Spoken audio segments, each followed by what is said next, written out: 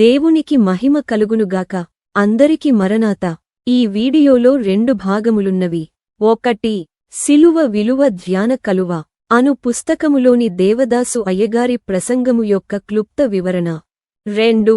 శ్రమ చరిత్ర వచనములు అను అనుదిన సిలువ ధ్యాన పట్టిక ప్రకారము యేసుక్రీస్తు ప్రభువు ఈ భూమిమీద శరీరధారిగా ఉన్న ఆఖరు వారములో జరిగిన సంఘటనలు వరుసగా ధ్యానించుటకు ఏర్పాటు చేసిన ఈ దిన వాక్య భాగము. ఈ 2 ఉపదేశముల పూర్తి పాఠముల లింక్స్ డిస్క్రిప్షన్లో ఇవ్వబడ్డాయి. చదివి ధ్యానించుట ఉత్తమము. ఇక నోట్బుక్ ఎలెంతో జెనరేట్ చేసిన సారాంశమును విందాము. ఈరోజు మనం ఒక ప్రత్యేకమైన విషయం గురించి మాట్లాడుకోబోతున్నాం. సుమారు 70 ఏళ్ల క్రితం దేవదాసు అయ్యగారు అందించిన ఒక శక్తివంతమైన సందేశాన్ని లోతుగా పరిశీలిద్దాం. ఇది విశ్వాసం, శ్రమలకు సంబంధించిన ఒక అద్భుతమైన విశ్లేషణ. సరే, ఇక్కడ్నుంచే మన ప్రయాణం మొదలవుతుంది. ఈ ఒక్క వాక్యం ఎంత అద్భుతంగా ఉందంటే సిలువ ప్రయాణం మొత్తాన్ని అర్థం చేసుకోవడానికి ఒక రోడ్ మ్యాప్ లాంటిది. ఈ 4 దశలు ఒక శక్తివంతమైన ప్రయాణాన్ని మన కళ్ల ముందుంచుతాయి.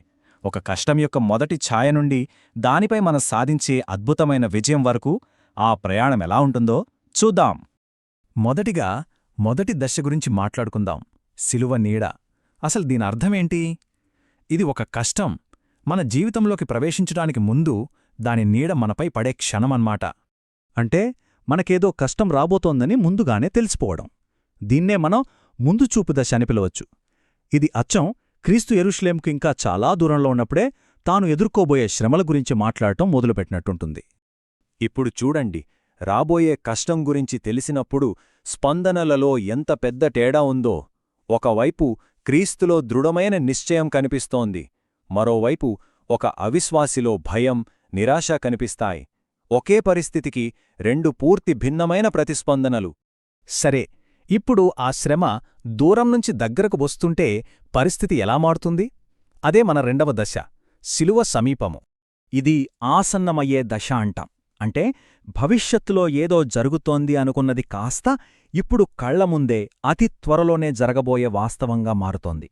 సరిగ్గా క్రీస్తు సిలువ వేయబడటానికి ముందు చివరి వారంలో ఉన్నట్టుగా అన్నమాట. శ్రమ దగ్గరయ్యే కొద్దీ ఈ ప్రతిస్పందనలు మరింత తీవ్రమవుతాయి. క్రీస్తులో తన పనిని పూర్తి చెయ్యాలనే ఏకాగ్రత కనిపిస్తే ఇతరులలో భయం, ఆందోళన పెరిగిపోతాయి. చూసారా ఎంత తేడా ఉందో? ఇప్పుడు మనం ఈ ప్రయాణంలో అత్యంత కీలకమైన ఘట్టానికి చేరుకున్నాం. అదేంటంటే శ్రమను ఆలోచించడం కాదు, దాన్ని నేరుగా ఎదుర్కోవడం. అదే 3వ దశ, సిలువ మీద ఉండుట. చూడండి, ఇది చాలా ముఖ్యమైన విషయం. ఈ దశలో శ్రమల గురించి ఆలోచించడానికి సమయం ఉండదు. ఇది కేవలం అనుభవించే కాలం. ఆలోచనలు, ఊహలు పక్కకి వెళ్ళిపోయి కేవలం అనుభవం మాత్రమే మిగులుతుంది. మూల గ్రంథం ప్రకారం క్రీస్తు ఏమాత్రం వెనక్కి తగ్గలేదు. ఆయన వాటన్నిటినీ ఆశ్చర్యంగా, సంతోషంతో అనుభవించాడు. మనక్కూడా అదే మార్గాన్ని చూపిస్తున్నాడు. సరే, ఇంత కష్టమైన ఈ ప్రయాణాన్ని పూర్తి చేసిన తరువాత అంతిమంగా వచ్చే ఫలితమేంటి? అదే 4వ దశ. విజయం అంటే శ్రమలు లేకపోవడం కాదు. అసలు విజయం అంటే ఆ శ్రమల కింద నలిగిపోకుండా వాటిని అధిగమించి పైకి లేవడం. ఆయన సరిగ్గా అదే చేశాడు. ఈ వాక్యం ఒక అద్భుతమైన విషయాన్నే మనకు గుర్తుచేస్తోంది. సిలువను సహించడం ద్వారా క్రీస్తు ఎలాగైతే పునరుత్థాన మహిమను పొందారో అదేవిధంగా తన సిలువను సంతోషంగా భరించే సంఘం కూడా మహిమ పొందుతుంది. ఇది ఒక వ్యక్తిగత సహనాన్ని ఒక గొప్ప వాగ్దానంతో ముడిపెడుతుంది. ఇదంతా మనల్ని ఒక ముఖ్యమైన ఆలోచనకు తీసుకువస్తుంది. 70 ఏళ్ల క్రితం చెప్పిన ఈ మాటలు ఈరోజు మన జీవితంలోని పోరాటాలను ఎలా మార్చగలవు? మన సిలువను, మన జయాన్ని మనం ఎలా చూడాలి? శ్రమల మధ్యలో కూడా విశ్వాసాన్ని, స్తుతిని ఎలా నిలుపుకోవాలి? దీనికి 3 ఆచరణాత్మక మార్గాలను చూద్దాం. 1. గతాన్ని గుర్తుచేసుకోవటం. 2. భవిష్యత్తును ఊహించటం. 3. రాబోయే విజయాన్ని ముందుగానే నమ్మటం. ఈ దృక్కోణం ఎంత ముఖ్యమో చెప్పడానికి ఒక చక్కటి ఉదాహరణ ఉంది. కళ్లద్దాలు లేకుండా మసకగా ఉన్న అక్షరాలను చదవడానికి ప్రయత్నించినట్లు ఊహించుకోండి. ఎంత కష్టంగా, ఒత్తిడిగా ఉంటుందో కదా. కాని అదే కళ్లద్దాలు పెట్టుకుంటే ఒక్క క్షణంలో అవే అక్షరాలు స్పష్టంగా కనిపిస్తాయి. చదవడం చాలా తేలికైపోతుంది. సమస్య అక్షరాల్లో లేదు, మన చూపులో ఉంది. ఈ పోలికలోని అసలు సందేశం ఇదే: ఆ కళ్లద్దాలే ప్రభువు శిలువ. మన స్వంత శిలువను, మన కష్టాలను ఆ ప్రభువు శిలువ అనే కళ్లద్దాల ద్వారా చూసినప్పుడు అవి అంత కష్టంగా అనిపించవు. వాటిని ఎదుర్కోవటానికి కావాల్సిన స్పష్టత మనకు లభిస్తోంది. అయితే ఇక్కడ మనం గుర్తుంచుకోవాల్సిన విషయం ఒకటుంది: ఇది ఒక్కసారి చేసి వదిలేసేది కాదు.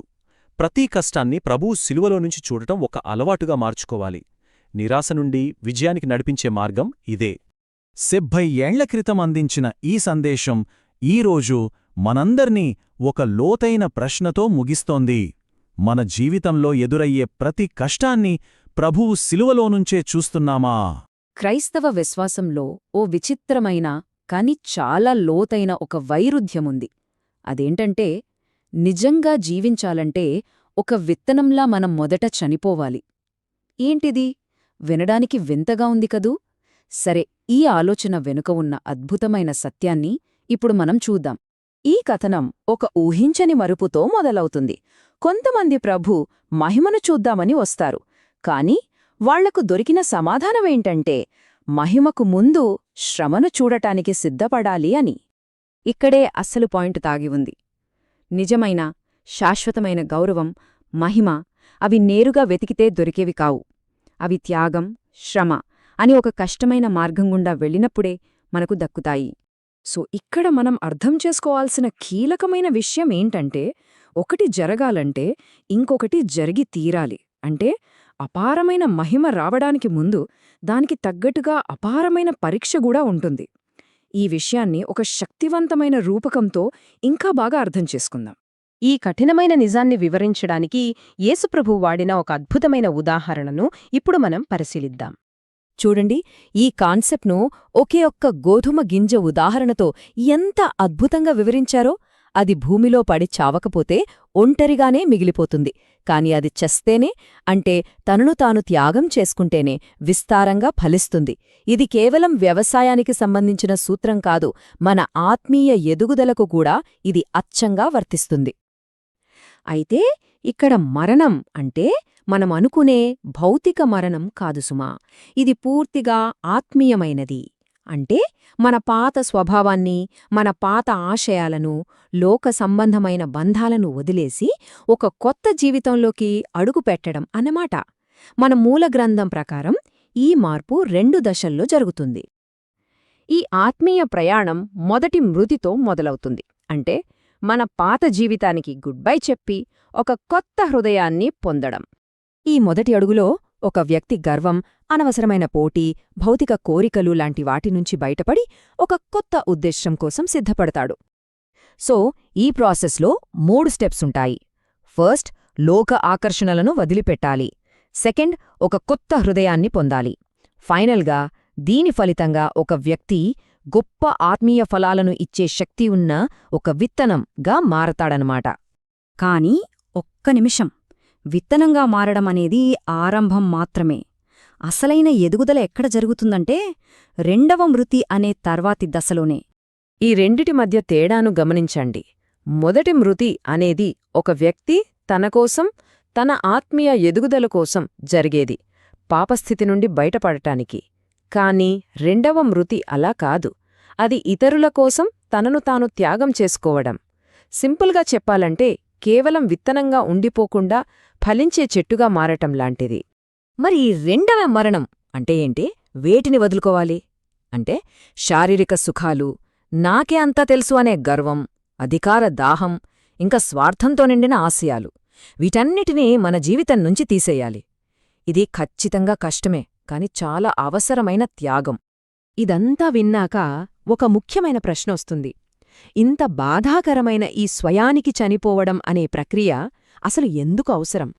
ఆశ్చర్యకరంగా ఈ శ్రమ అనేది ఒక శిక్ష కాదట, ఒక తండ్రి తన పిల్లల్ని ప్రేమతో క్రమశిక్షణలో పెట్టినట్టుంటుందట.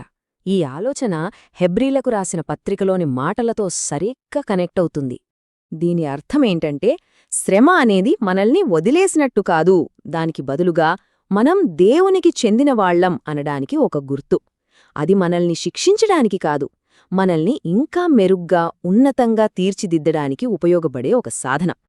కాబట్టి అసలు విషయమేంటంటే ఈ పరీక్ష మరియు త్యాగమనే నేల నుంచే ఒక విశ్వాసి యొక్క నిజమైన ఎదుగుదల, ఫలాలు మొలకెత్తుతాయి. ఎంత మంచి నేల ఉంటే పంట అంత బాగా పండినట్టు. శ్రమ లేకుండా ఆత్మీయ పంట రాదు. చివరిగా చనిపోతున్న విత్తనం యొక్క మార్గం నష్టంతో ముగియదు. దానికి బదులుగా అది అత్యున్నతమైన గౌరవం, ఒక గొప్ప ఉద్దేశం వైపు నడిపిస్తుంది. ఈ పురాతన సూత్రం మన ముందు ఒక పెద్ద ప్రశ్నను ఉంచుతోంది. ఈరోజు మన విశ్వాస జీవితంలో ఆ విత్తనం ఎక్కడ చనిపోవాలి? మనం నిజంగా ఫలించాలంటే ఎలాంటి త్యాగాలు చేయాలి? దీని గురించి ఆలోచించండి.